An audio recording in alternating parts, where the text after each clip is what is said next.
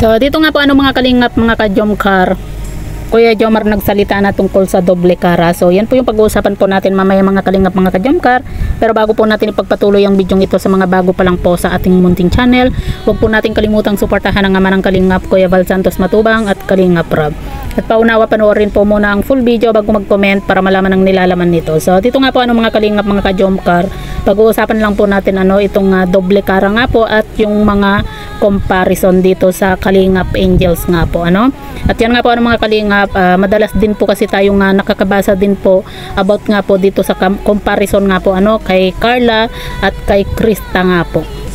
At yan nga po mga kalingap, dito bilib po tayo dito kay Kuya Jomar nga po, dahil dun sa kanyang live nga po may mga comment po dun siya may mga comment po dun yung mga viewers, at talagang ayaw pong basahin po ni Kuya Jomar nga po, kasi kumbaga iniisip po ni Kuya Jomar na kumbaga dito iniisip po ni Kuya Jomar na ayaw rin po niyang makasakit nga po. At iwasan na rin po kasi natin yung pagkumparahin po yung mga Kalingap Angels, kasi iba-iba naman po sila ng ganda nga po At yung iba po kasi mga kalingap, mahilig po kasi nga ikumpara itong si Krista dito kay Carla nga po.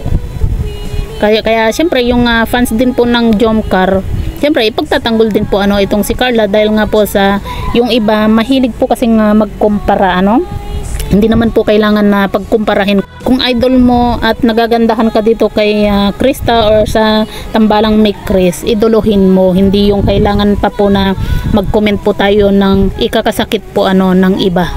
Na kesyo daw mas maganda si Krista kay Carla, mas kumbaga mas malaki yung views, 'di ba? Yun yung mga iba po nating nababasa nga po lalo na po sa Facebook. Talagang marami po tayong mababasa po doon na lagi pong pinagkukumpara po itong si Krista nga po at si Carla nga po, maging dito kay Viancy. Sinasabi nila mas maganda daw itong si Krista kay Carla at kay Viancy nga po, pambihira. 'Di ba?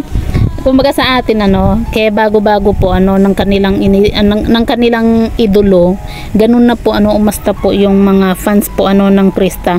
Kumbaga sa atin hindi natin hate or sinusuportahan din po natin ang Mick Chris, kasi lahat naman po ng love team po ni Kalingap Rob pinapanood po natin. Pero yun nga, syempre meron po tayong idolo kahit papaano At ang Jomcar nga po at EDC, malayo na po yung narating po nila, lalong-lalo na po itong Jomcar, kaya wag po sana nating pagkumparahin.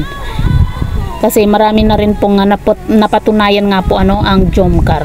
At kita nyo naman po, 'di ba?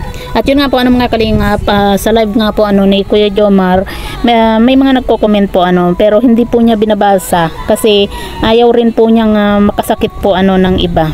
Yan po yung tamang Yan po yung maganda po sa ugali po ni Kuya Jomar, na pag alam niyang yung mga comment nakakasakit din po ng iba, hindi rin po niya binabasa nga po. At saka totoo naman po yung sinabi niya na kahit nga sa kambal, 'di ba, magkaiba po. May pagkakaiba po kahit sa kambal.